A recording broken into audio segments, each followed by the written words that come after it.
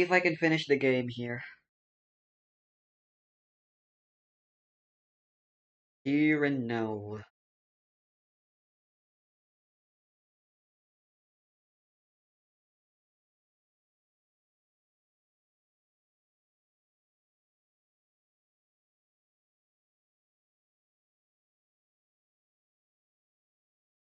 The time has come to face our past.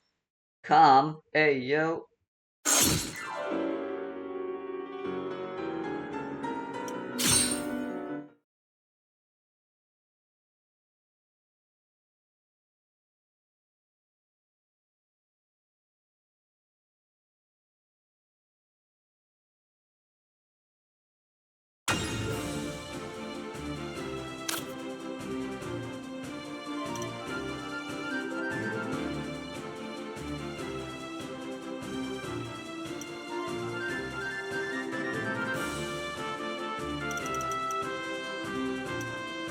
ネタには困らないわ。大爆笑を見せちゃうよ。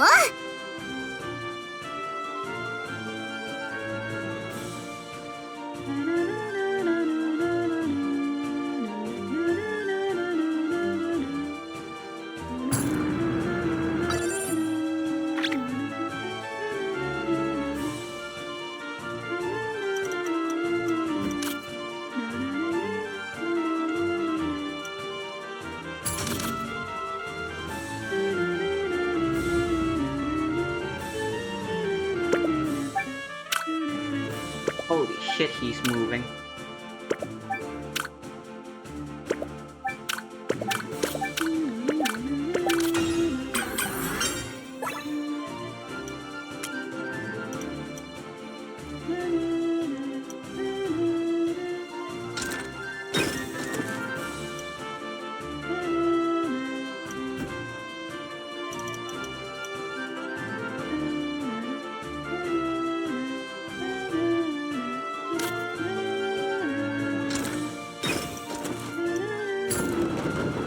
まだまだ踊り足りないな。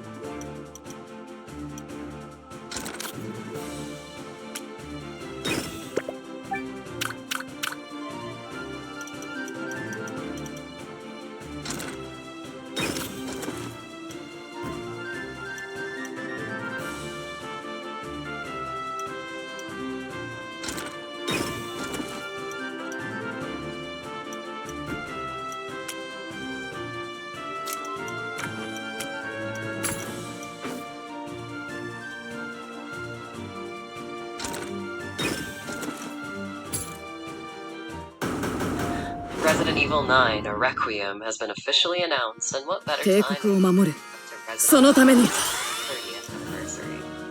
At this year's Summer Game Fest, we finally got to see Capcom's next series game, my favorite franchise. I also went to Summer Game Fest and saw even more of what was shown on the SGM page. I'm really excited to tell you all about my findings. Phenomenal trailer. Explain in too much detail what I saw behind closed doors. So what do you say? Get into it.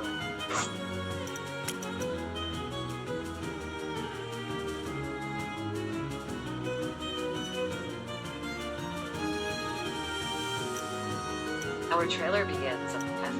避ける隙を与えるなここだ That has been listed and was mentioned were in Resident Evil supplemental material, as well as the fact この槍はフィールドのために 被害状況 see an all-new character, FBI Special Agent Nathan Dempsey, snapping a younger agent out of her work trance. 帝国にあだなすぞ入れます進め The day it was released, I can't tell you how high I jumped out of my seat hearing the name Ashcroft in a brand new Resident Evil game. As Grace leaves her desk, you see it absolutely 予測通りだったわね folders and boxes filled with books. Grace happens to be an FBI analyst, but if you're unaware, this role in the agency tends to stay in the office. Analysts will often work on multiple cases in the hopes of finding trends and links. Before she was snapped out of her trance, she was working hard on a particular report. On her computer screen, you can see that a development is being made, a pending investigation, or deaths, where each victim is suspiciously infected with an unknown disease. I don't know about you, but that sounds an awful lot like the incidents around the Arclay Forest back in Raccoon City. In Dempsey's office, we very quickly learn that Grace here, daughter of the one and only Alyssa Ashcroft, has outbreak of Worse yet, we learn that this girl's mother apparently died 8 years prior to this story. Dempsey orders Grace to check out the Remwood Hotel, the place where Alyssa apparently met her end. Sending an analyst out on field work isn't completely uncommon, but it is peculiar, especially for what follows. Upon first viewing, I was so blown away at this familial connection that I didn't fully process that they were telling me that Alyssa died. I have thoughts about this that I'll explore a little bit later, but for now, oh my god, RE Engine Alyssa Ashcroft. There she is, and she looks great. We actually get to see a good bit of her. In some shots, she appears younger, as if we're seeing her original Outbreak incarnation. I should probably explain who Alyssa Ashcroft is for those who never played the Outbreak game. Alyssa was a reporter working for Raccoon's Comet News back in '98. She was cool, sassy, capable, and had one hell of a dodge. Her iframes were absolutely on fire. Alyssa shares connections with a few other Resident Evil characters, notably Ben Bertolucci from RE2. He actually gets him documents that he shares with Leon at the end of his story. The character January Van Zandt from Resident Evil Resistance is commissioned by Alyssa to gather info on a possible link to Umbrella and the US government before she herself was captured by said corporation. I love Alyssa's character and always used to say she was like if Jill Valentine and Aya Brea had a baby. Her bio literally says she's a master of unlocking things, so you know she's To make a long story short, she's one of the best characters to play as an Outbreak for a possible link to Umbrella and the US government before she herself was captured by said corporation. I love Alyssa's character and always used to say she was like if Jill Valentine and Aya Brea had a baby. Her bio literally says she's a master of unlocking things, so you know she's a prime candidate to survive some horror. To make a long story short, she's one of the best characters to play as an Outbreak for her well-rounded skill set and no-nonsense, very fun personality. Alyssa is obviously, and that makes sense since I imagine these flashbacks are from Grace's some point in life. We do the math and look at RE's various timelines. Alyssa would have to escape Raccoon City, then give birth to Grace for her current day, younger appearance to make the most sense. Grace also has flashbacks to a strange hooded man that we see a few times throughout the trailer. This man looks conscious, but infected. I have a harebrained conspiracy theory about this guy that responsible for the death of this mysterious hotel. Dempsey remarks that it might be time for Grace to face her past, as we see some more of the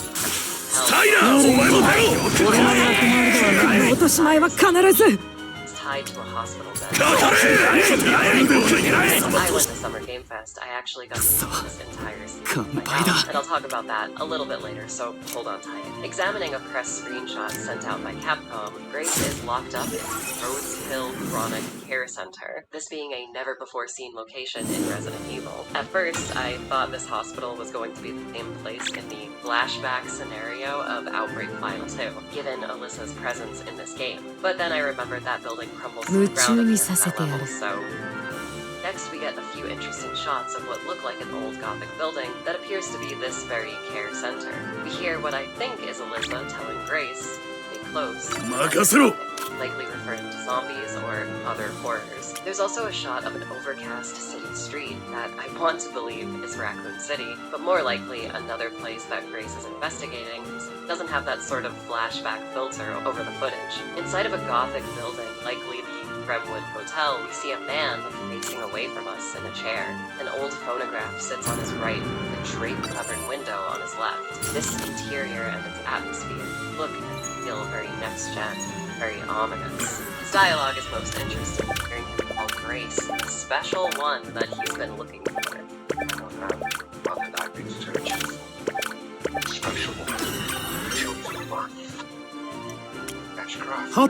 Zoom in on this particular close-up, you can see that the man's skin is rather decomposed and pale. I do believe that this is the mysterious hooded figure from earlier. I think this guy is going to be the main villain, but more on him in a second. The next shot is the money shot, as we see in the bombed out ruins of Raccoon City. A massive crater lay beside a collection of surprisingly intact buildings. This city, once the site of bustling distance, to die. We get detailed shots around the city's ruins as we finally see it, the ruins of the RPD. A building I and many of you know very well. Places like a home away from home for a lot of RE. So seeing it in this state left me Not a very nice home, ain't it? I know though? some of you probably thought about this too. The only other time we ever got to see a post-apocalyptic RPD actually in arguably the worst Resident Evil title ever made, Umbrella Corps. Though in that game it wasn't as destroyed as it is here. There's a game idea that Capcom has seemingly always wanted to do, where star characters of the franchise return to the ruins of Raccoon City and the Spencer Mansion. This idea, often referred to as Biohazard Dash, was planned after the release of the first game, but quickly shelved. I guess Capcom's finally doing it, and it's pretty cool to see. I personally hope we also get to explore the Arclay Mountains and everyone's favorite haunted mansion. The dialogue over these shots especially caught my attention. I want you guys to stick with me no matter how silly or fanfiction-y it might sound. The first line we hear is, Investigating all these strange deaths, huh? I think that this voice belongs to Kevin Ryman from Outbreak. Outbreak fans, tell me that does not sound exactly like him. With us getting a literal Outbreak-era flashback of Alyssa, the chances we'll see other Outbreak characters isn't exactly the lowest, you know? After that we hear more of what I assume to be Alyssa, and then we hear another voice. Again, stick with me on this. I think that voice is Mark from Outbreak. I believe that we will get quick flashes to the events of that game. RE4R has Leon remembering Raccoon City, so who's to say when Grace isn't a child, her no-nonsense mom might open up to her about the moment that shaped her life forever. She literally survived Raccoon City. That's no easy feat, and it would undeniably stay with you, as we've seen with every other main character. To finish things off, we get a few shocking shots to end the trailer. We see a man struggling to warn someone to stay away as he mutates in real time, his throat deteriorating right in front of us. We see the hooded man suffocating what looks to be a politician's sword. This particular moment might be related to the report found on Grace's computer. And we flash to a police officer zombifying before our eyes. I don't know about you guys, but this dude looks like he's been plucked straight out of the 90s. Finally, we see a massive, dark creature descend out of the sea. 私にかかれば余裕ですわ。 Boy, do I have a theory Auto for you on battling what is I think objectively the this best is. way to Let's just say fight those right now, audible because chains holy rattling shit, may not just be a creepy these sound captains effect. are The logo fucking drop is atrocious. accompanied by the monster screaming in in our faces. Not RE9 really sure how to Reckoning. feel about that. Sheesh. What an incredible way to return us to the world of survival horror. So before I move on to SGF secret gameplay I experienced, I want to tell you guys my crazy theory about what I think the villain's goal might be, and explain what Grace's role in the story may potentially entail. So if you're a hardcore Outbreak fan, you'll know that by default, each of the characters you play as are actually infected with the T-virus. In basic gameplay, this virus gauge counts up to full infection. If you lose track of this thing, you may become a zombie. Spoilers for the first Outbreak, but at the final level of the game, you can actually make a cure for your T-virus infection, that being the Daylight vaccine. Taking it removes the virus gauge completely. RE9 is telling us that Alyssa Ashcroft is the tenant survivor of That Makes makes sense if, after the events of Outbreak, her child would most likely be immune to any zombie virus, given she's born with the Daylight vaccine agents in her bloodstream. This is kind of a sneak preview into what I saw at SGF, but in that scene where Grace is hanging upside down, it's actually being drained of her blood. You can even briefly see the glass IV hanging next to her. I think whatever infection this hooded zombie mins have has bonded with him. I believe whoever this guy is, he's going to be the final link to old school Umbrella. I don't think he's going to be a revived Wesker or 予測通りだっ many た people わ loves ね doing villain of the week nowadays, so it's safe to assume that whoever he is, he's gonna be entirely new. It seems like he's taking out his aggression on key political figures and a message to the FBI, possibly to lure out and steal Grace's blood for himself. Grace being the special person he's looking for, might be able to cure him. With Alyssa allegedly passing away, this guy can't abduct her and use her blood. But that also may be the reason why Alyssa is gone. Maybe this dude killed her while experimenting on her, or making her immune blood is やられちまった leading him to need a newer, younger candidate with the same immunity. I don't want to believe that Alyssa is dead, considering we haven't seen her for over 20 years, but it could be good motivation for Grace to want to catch this guy. Does that all sound crazy, or maybe too spot on? I was putting all of this together while watching the game play out in front of me. I'm really excited to see how all of this plays out and to see if Alyssa really did die 8 years back. Knowing RE, the writers are historically pretty generous to our favorite characters. As we know, fake-outs are always possible, especially for masters of unlock. So with all that said, I went to Summer Game Fest and got to see a decently sized portion of RE9's gameplay, and what I saw blew my mind. So the demo begins with Grace hanging upside down, getting her blood drained in an almost Saw movie-style contraption. Grace, being an FBI analyst, uses her smarts to escape the device. She knocks over the glass IV, then, filled with her own blood, drags the broken bottle up to her hand and is able to cut herself free as the gameplay begins. Now, listen carefully. Our starting perspective is first-person view. Please wait before you start complaining, okay? The game does feel a lot like RE7 with the hospital Grace is trapped in being this dingy, old American Gothic building. The halls of Rhodes Hill are almost pitch black, and to my surprise, Grace actually uses a Zippo lighter to light her way forward, just like Claire in Code Veronica. 予測通りだったわ Find ね the fuse to open a gate to safety. As you'd expect, a classic Resident Evil key hunt commences. As we go, we 私 find にかかれば余裕ですわ Cherub key, which opens a specific door that leads us to a file that explains where we can find a screwdriver that opens up a fuse box. As we approach the nurse's wing, Grace is caught off guard by a dead body toppling onto her, knocking her to the floor. Before she can catch her breath and lift the carcass, a massive creature creeps up behind her. Its gigantic hand scoops up the dead body, biting its head off cleanly. This initiates a classic Nemesis-style chase sequence. When I tell you that this chain The hell? thing Why is is there tall, barely I any mean retaliation? It's like 20 feet tall. Its body fills the How does this make sense? frames. It's squeezed and you get to see this monster 栗村 very 様に顔向けが real trailer, but that shot of it coming out of the ceiling does not do its size justice. The incredibly dark atmosphere of this place is heightened by the massive roaring nightmare right behind us. We even The get to see roaring Grace nut- fall over herself during this specific chase scene, which makes the first-person view option feel even more nightmarish. With Grace, Capcom have made their most non-combative RE protagonist yet. I feel like when playing as her, we'll really have to use our brains to solve the game's conflicts. The way this monster chases Grace isn't fixed or linear either. She's climbing up into the ceiling, going through walls and windows, and also dropping in when you perspective. Watching the gameplay reminded me of running from the xenomorph in Alien Isolation. I think RE9 will feature the best and most replayable series to date. As Grace finds her way out of the dark halls, she escapes the dark wing of the hospital, ending demo. But the mic drop moment that made me react like this was after the chase was done. The game paused itself, settings menu opened, and the player chose to switch the game to third-person view. That's right, both perspectives are fully playable in RE9. Third-person view looks exactly like RE4R's wider camera perspective. This is not going to be a jankier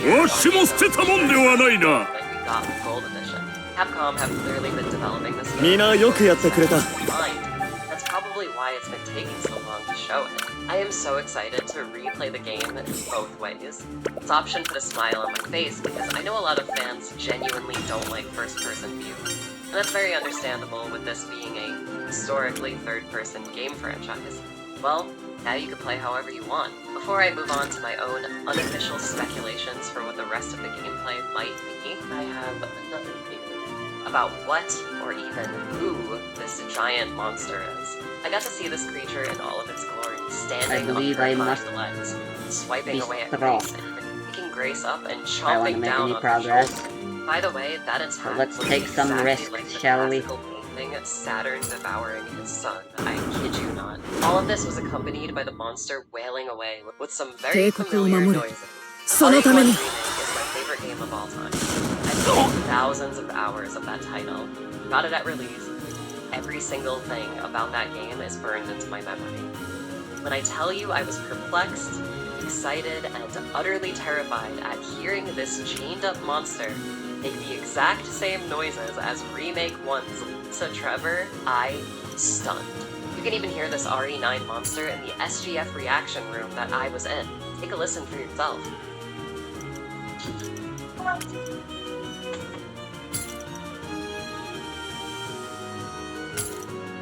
If we're returning to Raccoon City, I think it's very possible that surviving Beautiful. and evolving to Lisa Trevor. A much angrier and much larger Lisa Trevor, I'll add. At no point was her name ever spoken, and I know what I heard. I know what I saw definitely lined up with what I know about this series. If this isn't Lisa, well, damn, I guess Capcom are just masters of reusing their own assets. Okay. Moving on. Official footage and my own crazy theories aside, I do have my very own speculations on how the rest of the game is going to play out, so let's talk about that. Like the Ethan Winters games, I do believe a legacy character will show up, and we will switch to playing as them for a more action-orientated gameplay experience. RE has always had strong action gameplay roots, even in its original trilogy.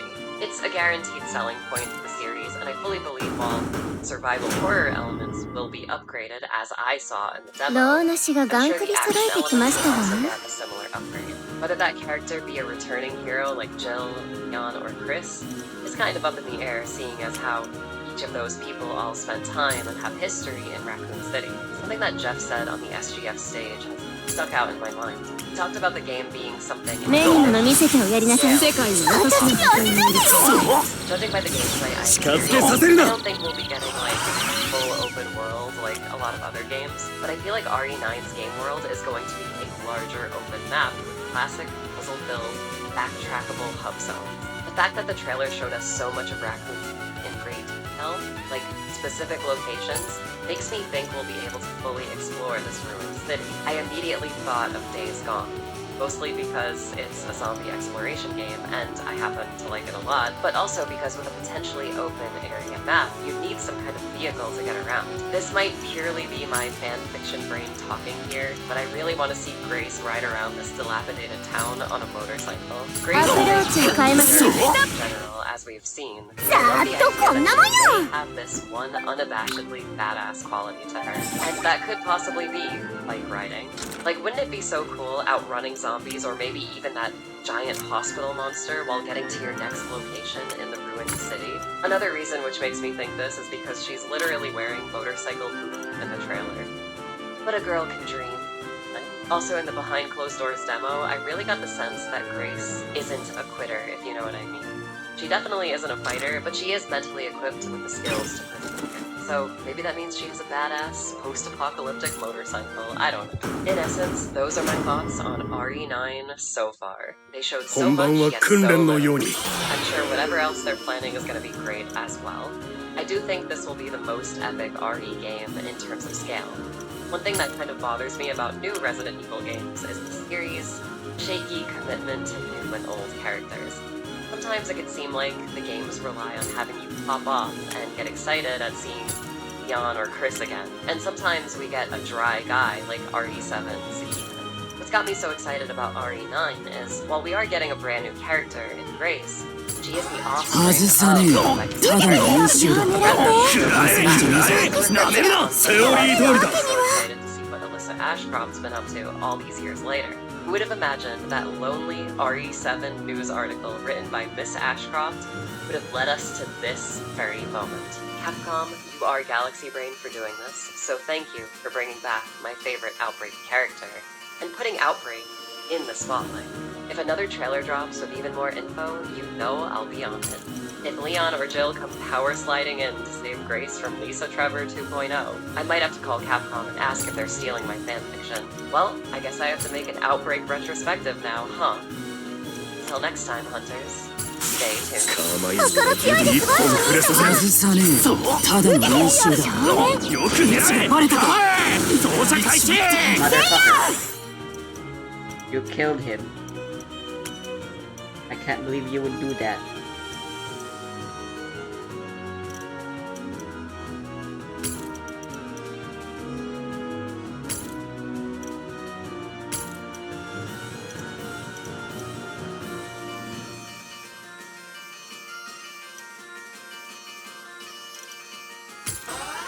Look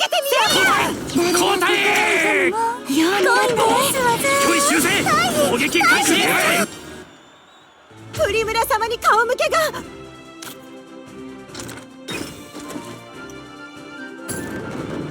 盤石の勝利。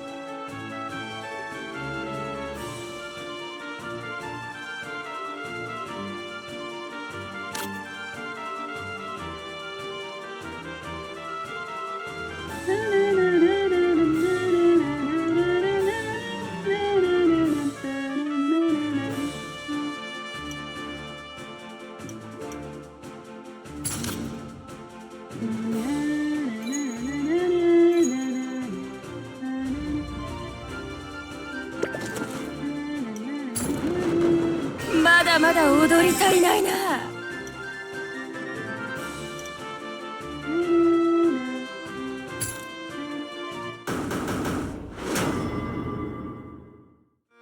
生きのいいのが来たね。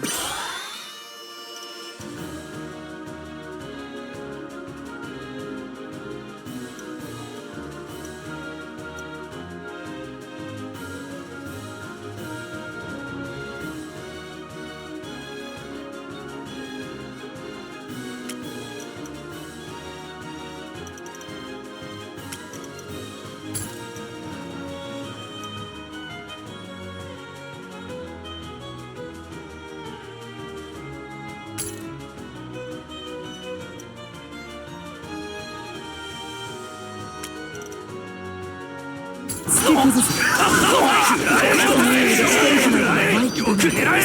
ち込んでやりな。よ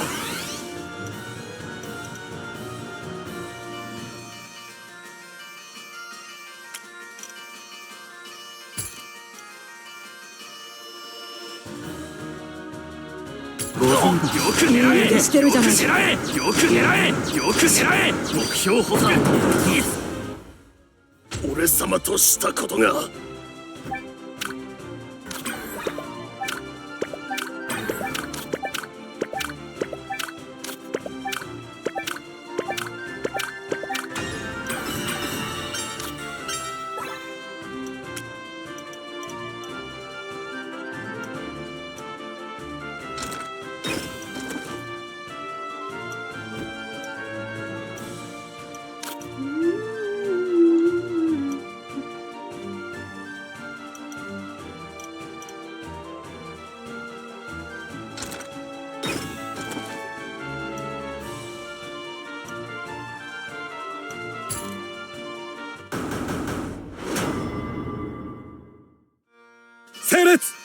え。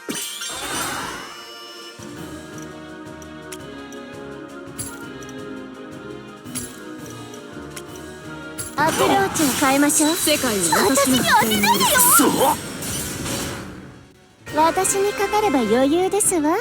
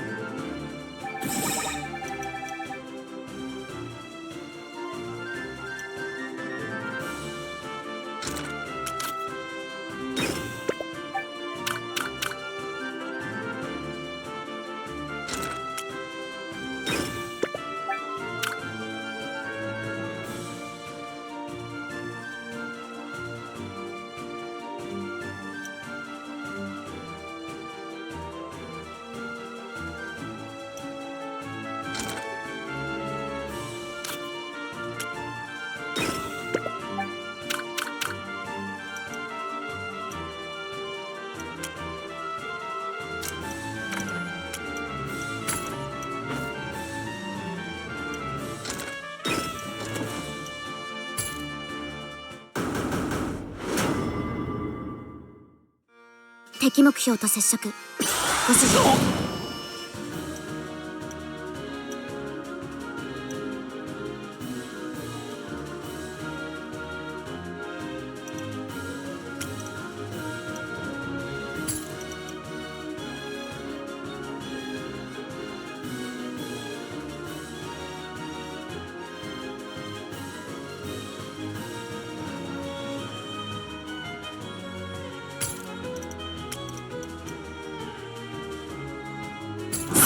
なめるな。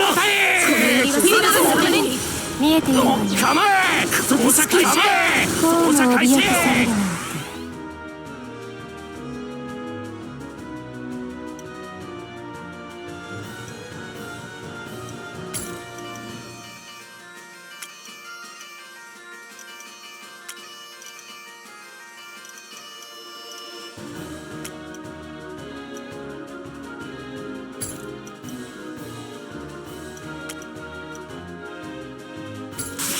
非常識をあまりに目がない。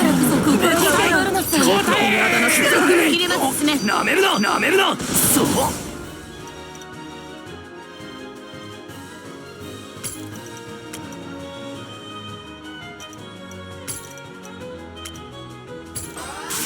非常識をあまりに目がない。よく狙え。なんて様だ。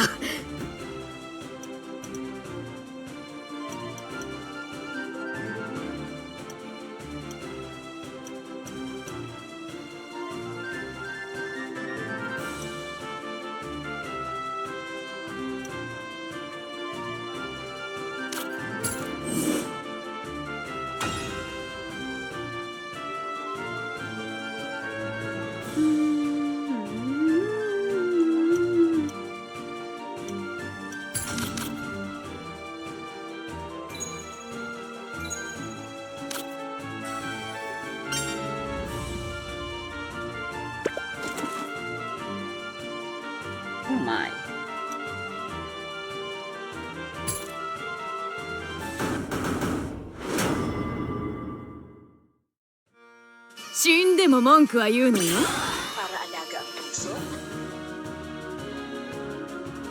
I really like Osmond Sadler as a villain for two reasons. First, the absolute absurd fantastical scale of his ambitions. He wants to take over the world. And okay, that isn't that crazy. A lot of action fantasy game villains want to take over the world. It's a fairly common motivation. 機動力で勝つ。狙わせるな。交代。 Personally control every single individual life on the entire planet, as in literally directly control their minds. He doesn't just want to rule the world from atop some distant ivory tower. He wants to know what every single person thinks, believes, and does at all times, everywhere, forever. In some ways, this is even beyond godhood. Most gods leave their subjects some amount of free will. He wants to set himself up as the singular brain of a massive hive mind organism, in which all people everywhere will become part of his body, extensions of himself, as much a part of himself as his own arms and legs, and just as easily controlled. If his plan succeeded, free will would cease to exist forever. There would be no resistance, no possibility of rebellion. Humanity as a species would change forever. And the plague of parasite doesn't only affect people. Files in the game mention that the parasite can infect animals, mammals, birds, and fish. There's a possible future here where Osmond Sandler doesn't just control all human life, but literally all life on the planet, where every single mammal, bird, and fish on the planet become a part of his hive mind superorganism. Like I said before, the scale of his ambitions is insane. Sandler is among the most ambitious villains I've ever encountered anywhere, and that makes him pretty exciting. The second reason I really like Osmond Sadler is that for all his insanity, for all his megalomania, his sadism, greed, his casual disregard for the value of life, unrelenting quest for total control, make you think he actually believes he really does believe in the blessings and gifts of his parasitic god, and he wants to share those cursed blessings and gifts with the entire world. There's an element of twisted benevolence within his character. From his dialogue, it seems that he really believes that being infected by the fog of parasite is a good thing, that people should want it, that people really will be better off in this world of his. He calls it a gift, and I don't think that's just rhetoric. I think he really views infection as a gift. Just look at what kind of power it has granted him. Why shouldn't everyone else want it too? In the final boss fight, he seems genuinely affects the parasite. He has a bit of a what is your problem attitude in that final confrontation. It's these two things, the incredible scale of his ambitions and that twisted benevolence of his, that I think make Osmond Sadler a really good villain. Now, there is a discussion to be had over whether Sadler is truly capable of his actions, or if he himself is being controlled by the Plaga hive mind, but I'll discuss that in more detail as we reach the relevant story.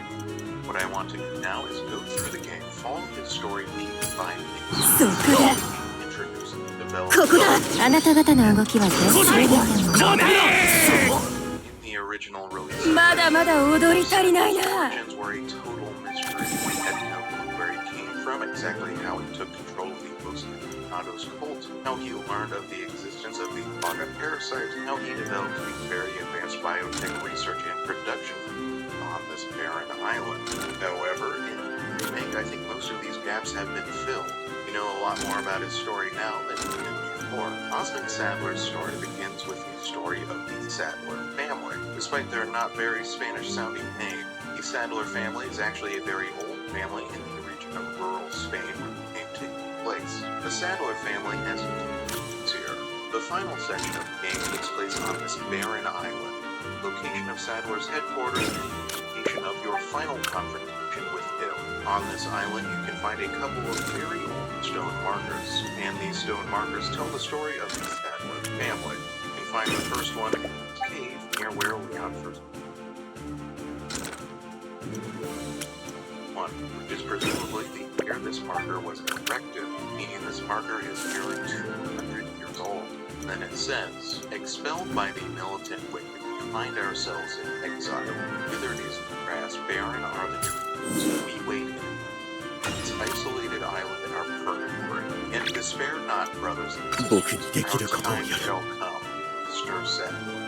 Words were spoken by Hester Sadler, an ancestor of Osmond Sadler. The Sadler family has been in the region for at least 3 centuries, and they have been leading the Nado's cult for all that time. According to this marker, Hester Sadler and her followers were exiled by a group of somebodies who opposed their religion. That group of somebodies was most likely the aristocratic Salazar family, whose castle used the name. Salazar family originally sealed away the Plaga parasite parasite to protect the world, at least until the current Castellan, Ramon Salazar, took over. Oreno Salazar bandana. family also drove the Illuminatus cult off the mainland and onto this barren island. The Illuminatus cult worships the Plaga parasite, believing that its infection grants gifts. Everyone else finds that infection horrific and dangerous, so it's not surprising that they come into conflict with locals. The marker goes on to say that the cult waits expiation, meaning reparation or guilt. The cult has committed some Plaga parasite to the Salazar family, their failure to prevent the stealing away of the parasite. The marker ends with a proud declaration that, despite their current and dismal circumstances, the cult will rise again. A declaration fulfilled by Osmond Sadler 3 centuries later. Learn a lot about the Sadler family from this marker. First, that they've been in the area for a long time. Second, that they've been leading out as cult for a long time. Third, that they've inhabited this island specifically for a long time. And fourth, that the Sadler family, along with Otto's cult, has historically faced some serious persecution. And in spite of that persecution, they have survived. This is a barren island. Life would be nearly impossible here. The cult was sent to 守ってくださってありがとうございます。 survived. Eventually, they thrived and overthrew the people who had exiled them. It would be an impressive story if the Sadler family weren't a bunch of monsters trying to take over the world.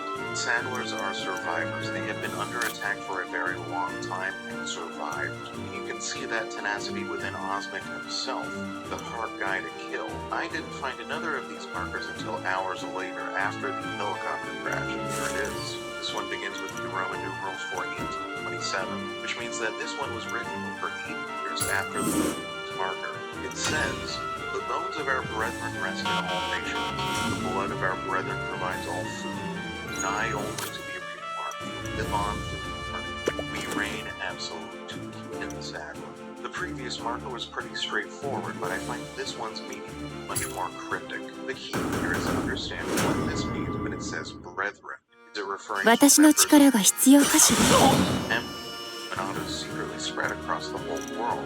I thought brethren might also refer to the Plaga parasite, as the parasite itself spread across the world already. Or perhaps by brethren it means other natural bioweapons similar to the Plaga, which are 非常識をあまり見たからこそ心が終わるの。 all of these different bioweapons. まだまだ踊り足りないな。 Three of these interpretations are potentially correct, but I 次も油断なく行くぞ。 literally referring to Plaga parasites themselves. Because of that second line, the blood of our brethren provides all food. It seems to be saying that the Plaga parasite provides all the sustenance these worshippers need, perhaps explaining how they survived on this barren island. The next 3 lines of this marker are straightforward. With Plaga, even when you are kin, born after death. 野郎ども、準備はいいか。 Plaga, you are essentially in one. 呼んだか。 But Otto's cult plans to rule the world. ご采配よ。 19th century, they had grandiose ambitions. These words are attributed to Sadler, another ancestor of Osmond's. The Sadler family ruled this island in a cult that lived here for centuries. In one of the notes you find in his laboratory, Luke states that the Sadler dynasty's rule here was savage and harsh, that they treated the people very poorly. The Sadler family's history is a history of tyrants, ruling through a mix of religious fervor and brute force. One thing I wondered about after finishing the game was, what would an entire world by Osmond Sadler look like? What if he succeeded? Well, in the history of this island, we can see what Sadler looks like, and it's pretty clear. I only found one more of these markers in the game. This one was at the center of the cult sanctuary. It begins with the Roman numerals for 1554, which means this one is about 200 years older than the first marker we found. The Sadler family has been experimenting with the Plaga parasite for 500 years. What we are seeing in Resident Evil is the culmination of 5 centuries of experimenting, learning, proselytizing, struggling, and scheming. The scale of the story of the Sadler family matches the ambitions of Osmond Sadler. This marker says, "Beneath the castle grounds I have found my fate. Oh, behold the divine destiny left upon this world. It all begins here." Adam Sadler. Adam Sadler, the oldest ancestor of the Sadler family we know of, discovered the Plaga parasite deep below Salazar Castle. He immediately associated it with divine. He calls the parasite a divine vestige, meaning a trace of something which no longer exists. For example, dinosaurs. まだまだ踊り足りないな。 Animals that no longer exist. Adam Sandler believed that the Plaga なんとかしのぎきれましたね。 perhaps millions of years old, were only a small remnant of something much greater that once dwelled on this planet. Adam Sandler doesn't say anything about power. He doesn't say anything about a desire to rule the world. It speaks only of the perceived divinity of the parasite. This didn't begin as a plan for world domination. Adam Sandler was a true believer, and I think Osmond Sandler is too. On this barren island, the ruthless and ambitious Sandler family worked in secret for 15 generations. They worshipped the Plaga, experimented with it, schemed, and planned. Finally, Osmond, the 15th member of the Sandler dynasty, found a way to imbue his body with the dominant strain of the parasite, which would allow him to control all the others. He manipulated weak-minded Ramon Salazar into unsealing the Plaga beneath the castle, obtaining a near unlimited supply of the parasite. He infected the entire region's population with the parasite, building a powerful army totally loyal to himself alone. He recruited Navarro, a star researcher from the ruined Umbrella Biotech Corporation, on the run from authorities, to help perfect parasite injection. He lured the American Special Forces Major Jack Krauser to his side with promises of power. Together, the two concocted a plan to kidnap the American president's daughter, infect her with a special bioengineered strain of the Plaga parasite, and send her back to infect the American government, and from there, the world. Krauser succeeded in kidnapping the girl and bringing her back to Osmond Sandler, who did infect her. So far, everything was going according to plan. The spread of the Plaga parasite across the world would soon begin, and this is where the plot of Resident Evil starts. American Special Agent Leon Kennedy is sent to space to track down the president's kidnapped daughter. From here, I want to watch each of Sadler's appearances and 予測通りだったわね。 introduced, how he is characterized, and how his character is developed over the course of the game. At the start of the game, you explore his village. みんなよくやってくれた。 Effects of Sadler's plans. All of these villagers have been infected by the Plaga. You can see here what kind of world he wants to create. And it's a world full of crazy, brainwashed, shambling, homicidal zombie people living among rot and filth. Frankly, it's a pretty cool-looking world. In one of his files, it states that a world in which everyone everywhere was infected by the parasite, where everyone is a part of this single hive mind, would be a world without war or violence, a world of peace. But we see here that peace would come at a heavy price. All people would lose free will, and most 老骨には答えるわい。 And Lord Sadler doesn't treat his subjects very well. Vivid and swollen. At the end of Chapter 1, Leon is infected by the Plaga. While unconscious, Leon has some sort of vision, and in this vision, we finally see Sadler for the first time. This scene is the villain's introduction, so let's watch it and see how great. Sacrificial lamb. 盛り上がってまいりました。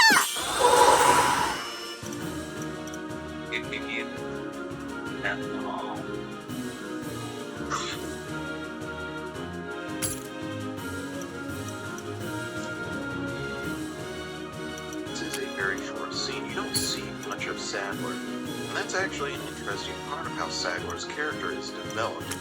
The game is a largely soft villain. He works through his network of zombies and minions rather than taking care of business on his own. For the first several hours of the game, you will see very little of him. In this way, he is a classic action villain. You have to fight your way through all of his henchmen before you can reach him. It's only after all of his subordinates have failed that he takes to the battlefield himself. Of course, we eventually discover that through the hive mind. 第一の争い、弁明と修正の際するの。入れますね。おやー。 But really, everyone おごらずたゆまず、 Sadler, 次に備えましょう。 every player shares his will. The writers are also building up a lot of mystery around his character here. He is shrouded in shadows, wearing dark robes. You see very little of him. You don't know anything about his motivations yet. You don't know his name. At this point, you wouldn't even know for sure that he's the main villain of the game. All you know about him is 2 lines of rambling religious-sounding talk. Tacos, sacrificial lambs, and sacred bodies. From here, Sadler disappears from the game for a couple hours. But even when he's absent, the game develops his character. You can find his portrait hanging in some prominent places, establishing his importance to the local people. You can find mentions of the Lord Sadler in various notes throughout the area. You can find verses from the cult's holy text. It's all pretty vague and sparse, but what the writers are doing is slowly building up his character through epistolary elements, rewarding players who carry enough to explore with stringent of a story they can put together themselves. Slowly you'll come to understand that this cult is ruled by a man named Sadler, ネタには困らないわ。 that is fanatically loyal to him, that he is imparting blessings or gifts upon the local population, and that he is very focused on Ashley, the president's daughter. You will also see more of the world that Sadler would create. It is a world of monsters, of rot, and まだまだ踊り足りないな。 soul by showing you the rotten environment. The writers don't need to bring the big man himself on screen to accomplish this. At the end of Chapter 3, after battling Delago, Leon throws up blood, passes out, and has another vision of Sadler, and we finally see the main lead. Again, this vision is pretty similar to the previous one, but it includes some important additions, and it's still pretty short, so let's watch it. Sacrificial lamb. You will receive our hosts. 帝国を守れ。そのために。 You two join our covenant to share in one holy blessing. Forever.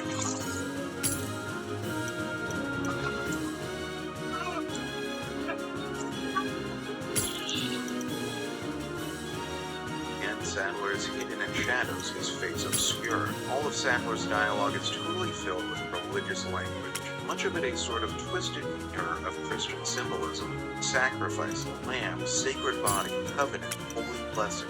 These are all words you might hear in a Christian church, but they 逃げ場はありません。ここだ。入れますね。 the writers are 自由は天井にある。被害状況。踏み鳴らせ。 Christ's religion. It involves a covenant with a sacred being. Worshippers will receive blessings from this being, from all the horror and misery. Players will already know that this sacred being and its blessings must be horrific. One other interesting thing about his dialogue is when he says, 蹴散らせ。 "My." 世界は私の手にある。お薬も入れますね。 Himself to be a god too. Sadler is not just a prophet or cleric for his god. His body is literally a vessel for his god. It lives within him. He and his god are biologically inseparable. It is impossible to say where the parasite ends and where the begins. The next time we see a vision of Sadler is after Leon has finally found 逃げ場はありません。ここだ。入れますね。さーっとこんなもんよ。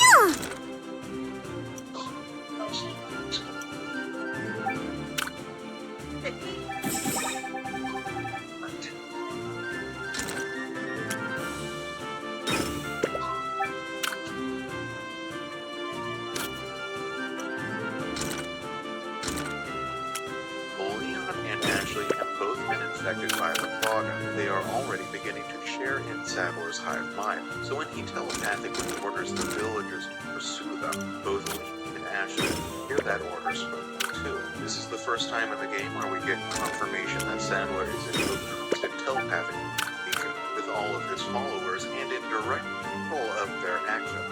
Language continues to be bathed in religious terminology. He doesn't tell his followers to kill or hurt early on, but instead much more vaguely to deliver unto them salvation. He calls Ashley in on lost lambs. I think he's being genuine. I think he really thinks, oh, those poor kids, they haven't seen the truth yet. Let's help them out with pitchforks and hatchets. His moral compass is so warped that he really believes he's doing the right thing, when it's so obvious to any outside observer that he's the bad guy. The next time we see Sadler is different. We don't see him in vision. We don't even see him in person. Instead, we see him through Ashley, who is infected by the parasite and under